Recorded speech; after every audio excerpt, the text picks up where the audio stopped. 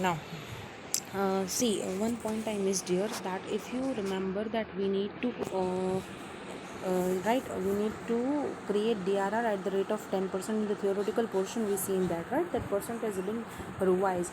So here the DRR was just 50,000, right? And our debentures were 10 lakh, right?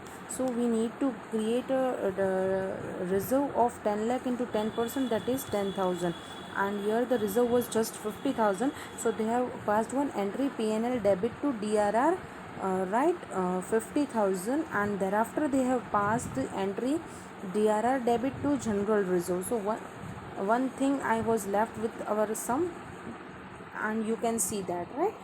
So you can see here that the entry is passed PNL 50,000 and general reserve 1 lakh, right? I hope you are completed with this illustration. We will move to the next illustration, right?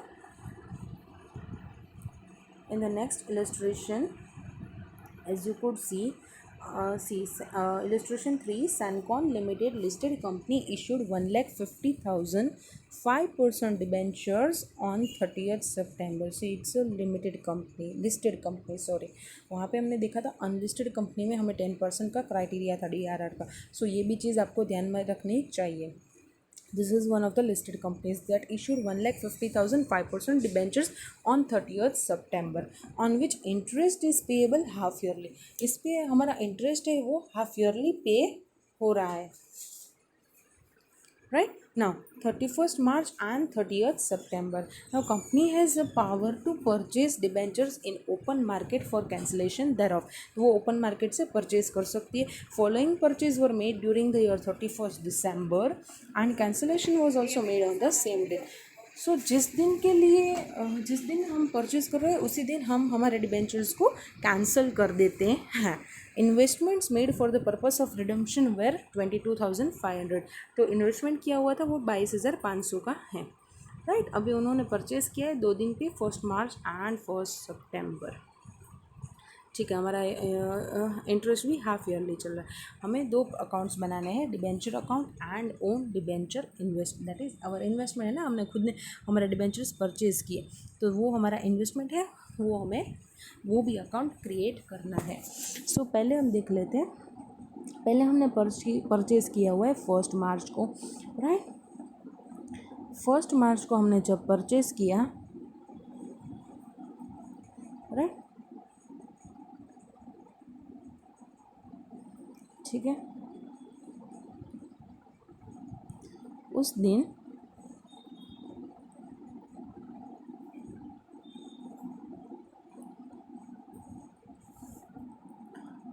We have 1 मार्च को हमने purchase किया, लेकिन हमारा interest का date कौन सा है? Just check it, 31 मार्च है, ठीक है. सो पहले हमारा यहाँ परचेज डेट आएगा 1 मार्च, यहाँ पे इंटरेस्ट डेट आएगा 31 मार्च, राइट? 1 मार्च को हमने परचेज़ किए 25,000 डिबेंचर्स एक्स इंटरेस्ट, राइट? और हमारी दूसरी डेट है यहाँ पे 30th सितंबर, राइट?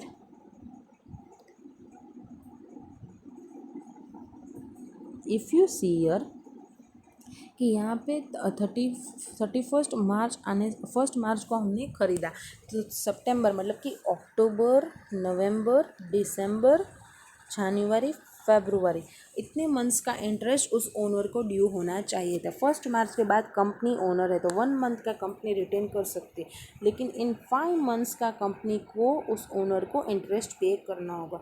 ये प्राइस एक्स इंटरेस्ट है, इसलिए इसके एडिशनल में हमें इंटरेस्ट कंपनी को उनको पे करना रहेगा, राइट? तो हमारा एंट्री कैसे जाएगा, फटक से अपन सॉल्यूशन कर लेते हैं. 5 मंथ्स का इंटरेस्ट कंप्यूट कर लेंगे, ठीक है. देखिए सी 24,725, तो हमारा जो होगा ये कितने % डिबेंचर्स है, 5% डिबेंचर्स, वो डेबिट हो जाएंगे. इंटरेस्ट अकाउंट डेबिट होगा टू ओन डिबेंचर्स डेबिट होगा, I am sorry own debentures हमारा डेबिट होगा, इंटरेस्ट डेबिट होगा टू डिबेंचर्स 5% डिबेंचर्स, ठीक है. ये अमाउंट आएगी 24,725. सी यहाँ पे, ठीक है, 24/7/25 से हमारा ओन डिबेंचर्स आएगा। फिर हमारा प्रॉफिट हो रहा है कैंसिलेशन पे। आप लोगों को एंट्री बहुत अच्छे से ध्यान में रखनी है। देखिए ये एंट्री वाला पेज आप अच्छे से देख जाना, मैंने समझा लिया है आपको, लेकिन आपको ये सभी एंट्रीज अच्छे से पढ़ने की है।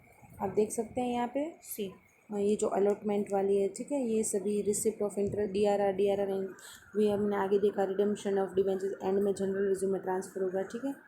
फिर हमने देखा वो वाला इलस्ट्रेशन कहाँ गया हमारा, ये 8% debentures to own debentures to profit on, ये कैंसिलेशन के टाइम पे। फिर उससे पहले हमने यहाँ पे भी देखा, ठीक है ना, ये परचेज कर रहे तब का, ठीक है। तो ये सभी एंट्रीज को आपको ध्यान में रख के ये सम्स कैलकुलेट करना है, ठीक है ना। तो हम तब आपका पोस्टिंग इजी हो जाएगा, राइट। नाउ अभी देख सकते हैं आप कि पहली एंट्री हमारे पास ये होगी कि हमने डिबेंचर्स को परचेज़ किया हुआ है, राइट। तो हमारा फर्स्ट एंट्री ये आएगा कि own debentures debit, interest debit to bank, right. और हमारा दूसरा एंट्री ये आएगा कि 6% है ना, 5%, sorry, 5% debentures debit to own debentures to profit on cancellation. ऐसे दो एंट्रीज हमारे पास होगी, ठीक है। यहाँ पे ओन डिबेंचर्स हमारा 24/7/25 से आएगा, राइट, टू बैंक। फिर हमारा इंटरेस्ट कंप्यूट होगा ना 5 मंथ्स का 25,000 पे।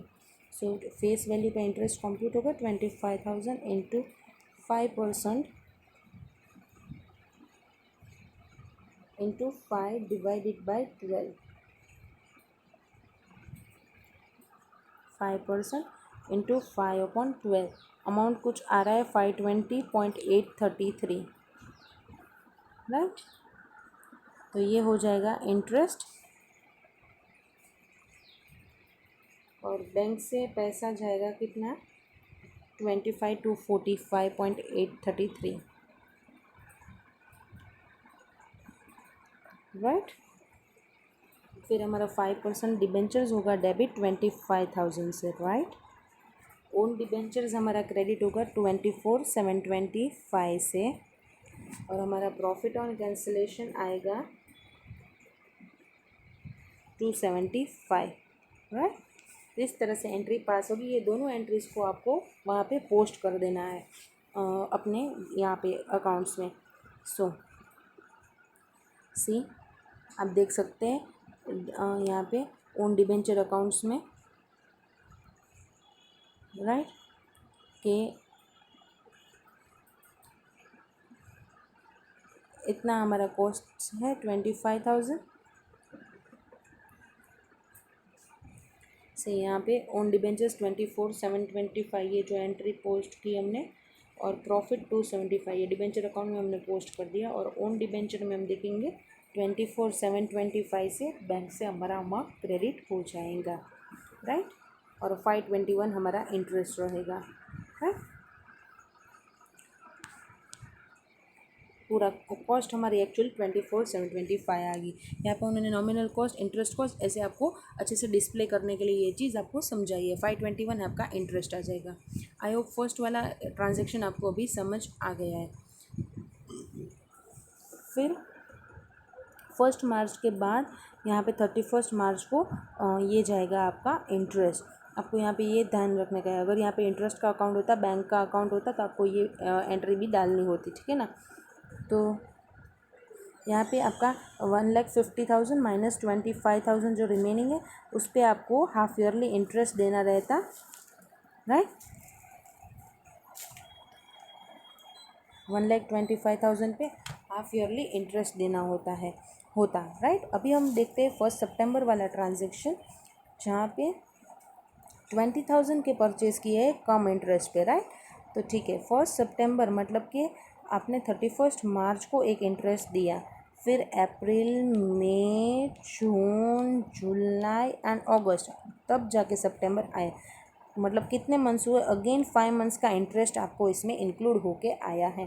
ठीक है, तो 5 मंथ्स का इंटरेस्ट आप कंप्यूट कर ले 20,000 पे, आपको उसका कैलकुलेशन आएगा 20,000 into 5% into 5/12, 20,000 into 5% into 5/12, that is 417 rupees. ठीक है, ये आपका इसमें इंक्लूड है 417, कम इंटरेस्ट प्राइस है, राइट, 20,125, तो वो आप निकाल देंगे। तो पहली एंट्री आपकी हो जाएगी ओन डिबेंचर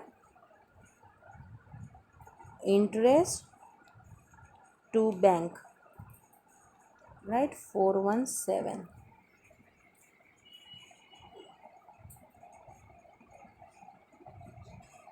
19,708, और ये आएगा 2125। अभी आप देख सकते हैं यहाँ पे लॉस हुआ है आपको, सॉरी प्रॉफिट ही है, सॉरी 20,000 है वैल्यू। ठीक है, सो अपना 5% debenture debit 20,000 to own debenture 19,708 to PNL, profit on debenture redemption, amount कितना आएगा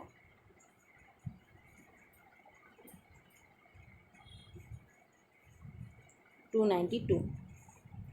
ठीक है, ये दोनों एंट्रीज आपको यहाँ पे पोस्ट कर देने की है, 19,708। ठीक है, डिबेंचर अकाउंट में डेबिट जाके टू ओन डिबेंचर्स 19,708 और टू प्रॉफिट 292। आप यहाँ पे दोनों एंट्रीज यहाँ पे देख सकते हैं। फिर यहाँ पे जाके ओन डिबेंचर्स में आप देख सकते हैं 417 आपका इंटरेस्ट एंड 19,708 आपका कॉस्ट। बाय डिबेंचर्स आपका ये ओन डिबेंचर कैंसिल हो जा रहा है, इसलिए बाय डिबेंचर्स 25,000 एंड 20,000, राइट। ये पूरा calculation I hope you are understood it. यहाँ पे हमारा ये भी इलस्ट्रेशन होता है ख़त्म। आगे बढ़ते हैं नेक्स्ट इलस्ट्रेशन पे।